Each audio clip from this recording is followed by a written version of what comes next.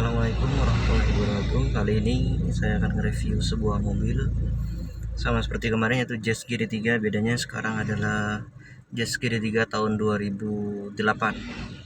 Dia bertransmisi otomatis. Ya, kabinnya seperti ini guys, teman-teman. Bisa kita lihat. Joknya bisa dikatakan sporty, empuk. Ya, meskipun terlihat tipis tapi dia empuk dan nyaman. Kabinnya saya rasa ini sudah masih cukup luas, jadi kabinnya saya rasa nih masih nyaman ketika kita gunakan. Kita akan review bagaimana bawaannya, jadi bagaimana rasanya ngebawa mobil tahun 2008, apakah masih worth untuk kita miliki, seperti itu teman-teman ya. Kemudian di sisi penumpang kita lihat, nah ini masih terasa sangat lega, dan ini model hatchback terbaik kalau dari segi akomodasi teman-teman. Jadi di sini memiliki bagasi yang cukup luas dan bisa menampung koper yang berukuran besar sekalipun. Di ulasan saya yang sebelumnya sudah saya bahas tentang luasnya bagasi ini daripada para rivalnya, yaitu Toyota Yaris, Suzuki Swift, Ford, sama Mazda 2, seperti itu teman-teman. Oke, kita akan coba bagaimana mobil ini rasanya ketika kita bawa di jalan yang agak bergelombang dan yang cukup rusak. Nah, kita lanjut. Ini kondisi mobilnya. Jadi ini tipe otomatis, tidak tahu ini ada check engine yang menyala. Ini mobilnya baru didapat dan belum dilakukan servis sama sekali. Ada beberapa kaki-kaki yang kurang enak sih di bagian depan. Dia transmisinya tipe seperti ini, dia triptonic teman-teman ya. Jadi ketika kita geser ke S, kemudian kita gunakan tombol ini, dia akan jadi triptonic teman-teman. Jadi ya semi manual istilahnya, seperti itu ya. Kita lihat di sini, di sana adalah indikator giginya gitu teman-teman. Oke, baik, kita akan coba jalan. Gimana impresinya akan saya sambil jelaskan sambil kita jalan.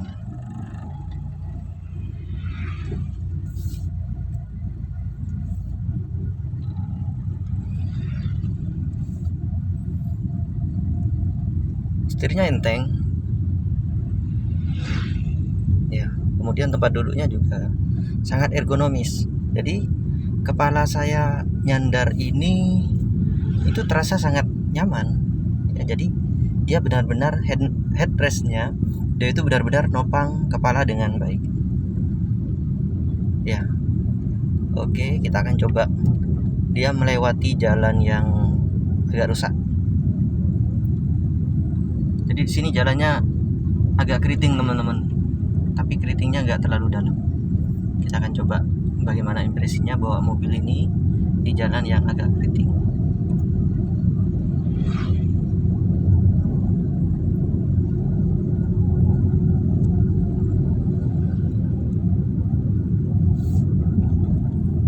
Cukup nyaman teman-teman ketika kita melewati sambungan aspal tambal sulam ya, masih terasa nyaman lah, tidak terasa getaran yang berarti.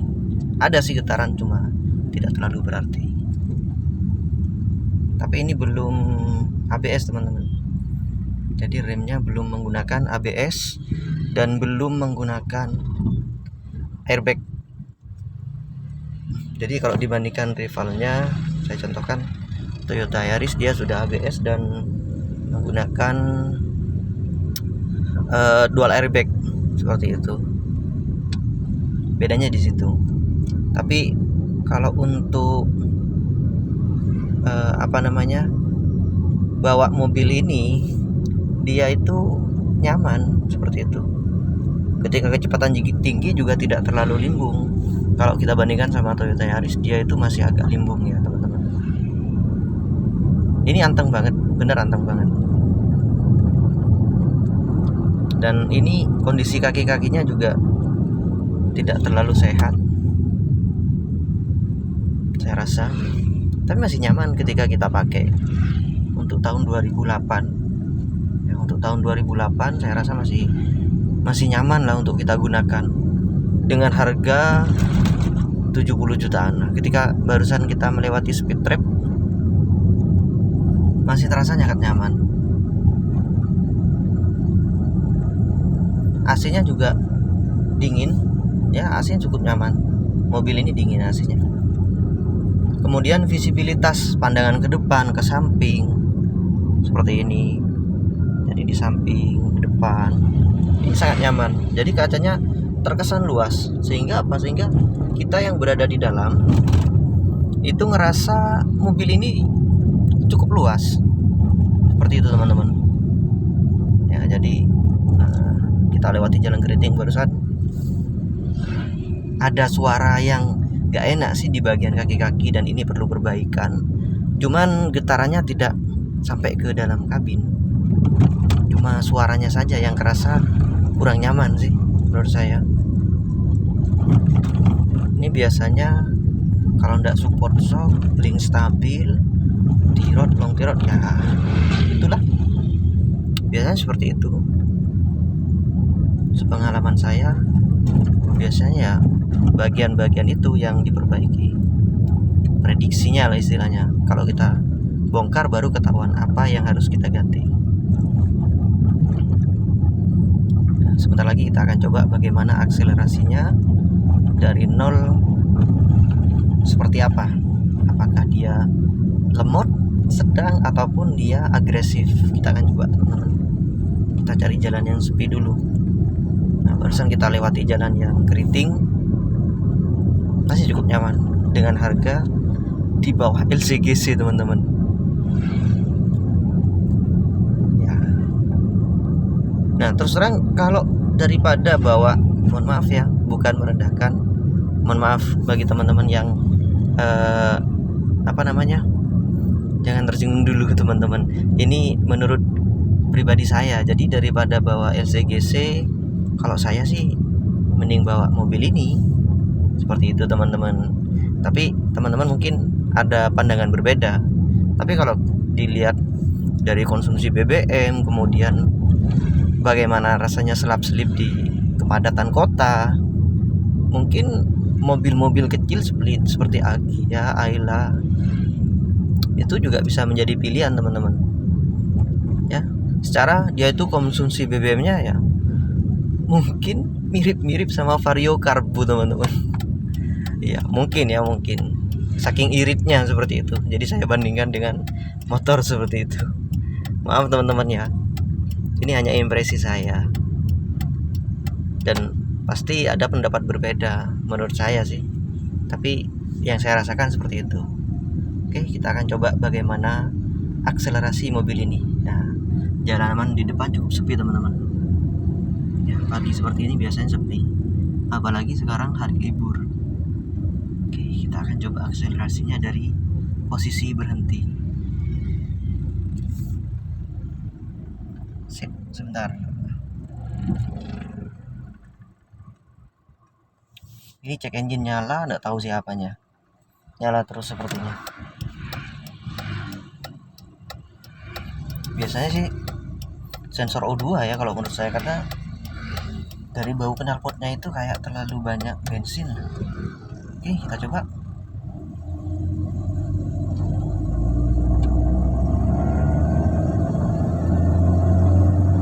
Wow, lumayan agresif teman-teman.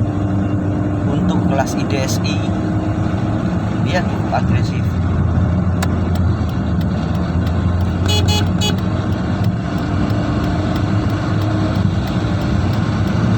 Oke teman-teman, saya rasa sudah cukup untuk tes akselerasinya.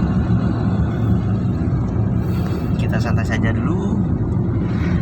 Bisa kita hitung sendiri nanti di durasinya, dari 0 sampai 100 itu membutuhkan waktu berapa detik. Itu gaspol teman-teman. Jadi ya tadi saya kurangi dikit kecepatannya karena ada sepeda motor yang motong jalan, kemudian saya tambah lagi sampai kecepatan 100. Saya rasa masih cukup agresif, tapi bawahnya kurang nendang sih. Baru dia ketika menengah baru terasa tenaganya. Kalau bawahnya sih kalau menurut saya kurang nendang teman-teman. Ya seperti itu.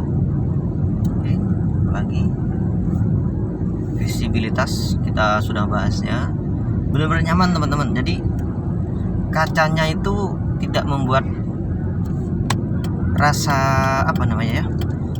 rasa pengap, artinya cahaya matahari itu masih terasa nyaman.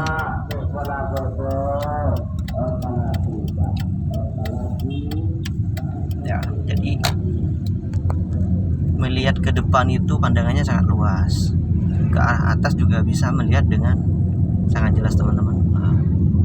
Kan kita bisa melihat ke arah atas, depan, dan samping itu dengan nyaman.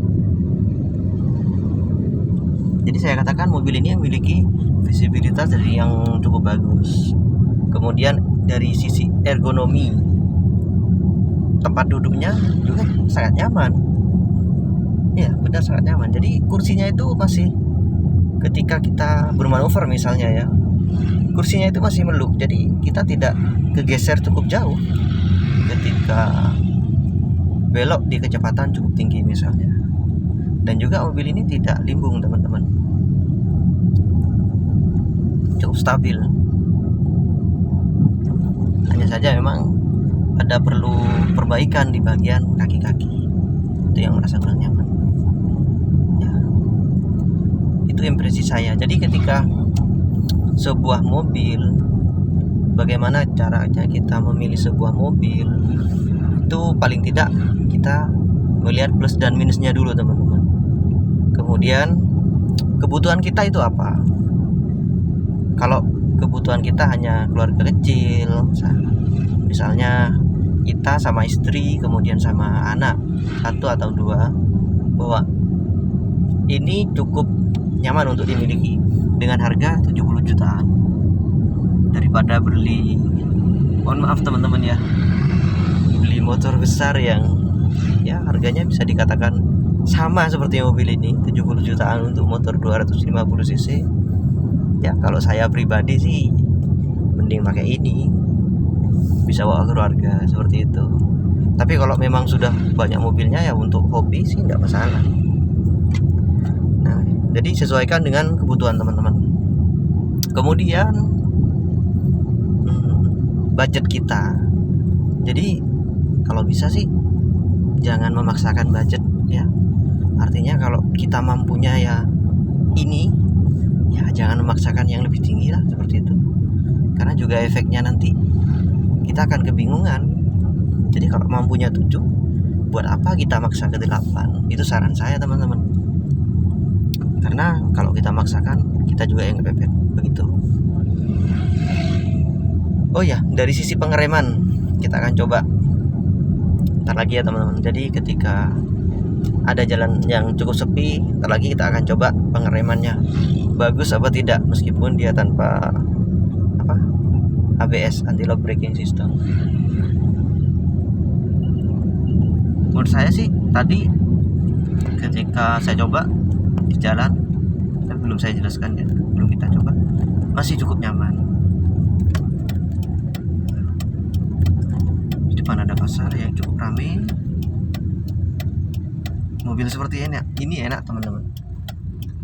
Jadi meskipun cukup ramai, kita bisa dengan mudah selap-selip karena bodinya yang kompak, tidak terlalu besar.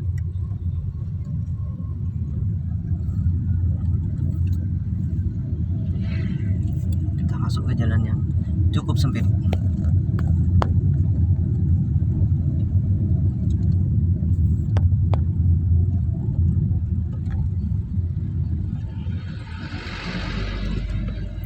Enaknya mobil kecil seperti ini ya gitu teman-teman.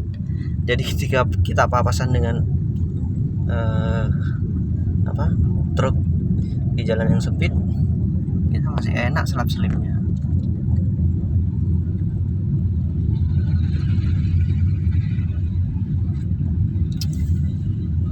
AC-nya sangat dingin. Oh, ternyata di setting maksimal, teman-teman. Beneran sangat dingin. Saya tidak punya alat ukur suhu, tapi yang saya rasakan kalau misalnya di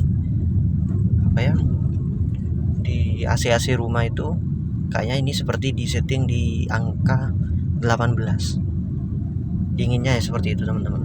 Oke, kita coba pengeremannya. Kita jarak dekat. Ya, cukup nyaman, teman-teman. Di depan menggunakan disc brake, belakang drum brake atau istilahnya tromol. Masih cukup nyaman, cuman diinjaknya itu terasa agak keras, teman-teman. Mungkin karena belum ABS ya, mungkin, tapi agak keras sih, kurang lembut kalau dibandingkan dengan mobil yang sudah ber-ABS. Oke, teman-teman, sekian dulu reviewnya. Ini sudah mau nyampe rumah. Terima kasih sudah menonton. Assalamualaikum warahmatullahi wabarakatuh.